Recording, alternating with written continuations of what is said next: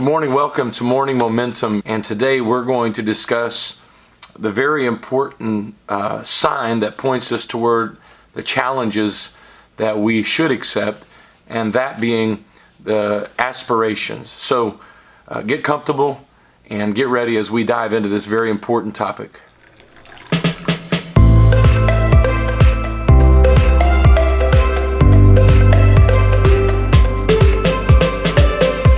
Hey, before we get started today, I wanted to share with you all some exciting news. I received, I don't know if you could see this, yesterday, Sunday rather, after church, on my car, I had a letter that had been retrieved. It looks like, anyway, it was from the Olympic Committee from 2020.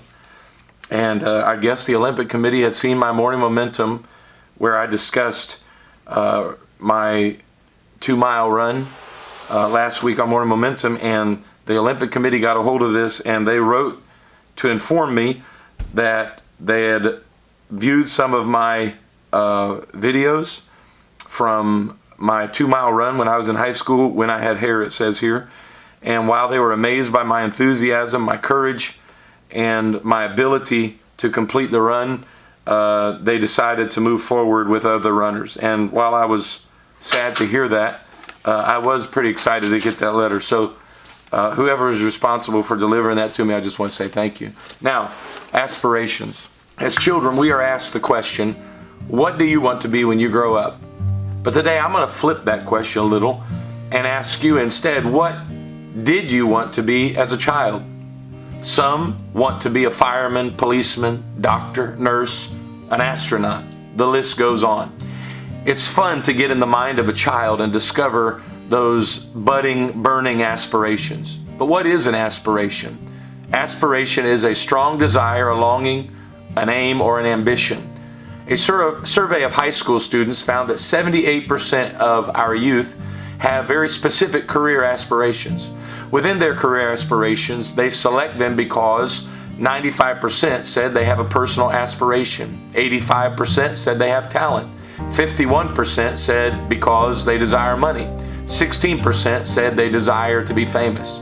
But I want to ask you today, what do you want to be when you grow up? What is your pursuit in life? What do you have aspirations for? Money? Fame? A career climb? Entrepreneurial success? Family? And the list could continue on. When we were young, often our dreams are colorful and vibrant, but too often over time those dreams and aspirations begin to fade. Because if we're not careful, the painful experiences in life convince us to abandon our aspirations and bury our dreams. Great aspirations are not reserved for those with perfect scenarios. Success is not just realized in the absence of struggle. It's not about what you escape, but what you are prepared to endure that prepares you to achieve your goals in life. Has it ever occurred to you that no Americans were more underprivileged and unprepared than the small handful that walked off the Mayflower into the unknown? They had no homes, and there was no government agency that was there to help them build those homes. They had no means of transportation, except for their legs, of course. Their only food came from the ocean, the sea, and from the forest, and they had to get it for themselves. There was no Harris Teeter. They had no money and no place to spend it if they did have any. They had no means of communication with their relatives that were back in England. They had no Social Security, and there was no Medicare. But what they did have was an unmatched commitment to their pursuit of a better life. So I want to challenge each of you today.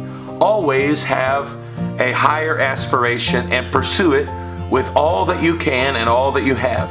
Remain hopeful and diligent when things don't happen as fast as you want. Remember that delay is not denial. Realize that there are seasons in life and stages to the fulfillment of your dreams and aspirations.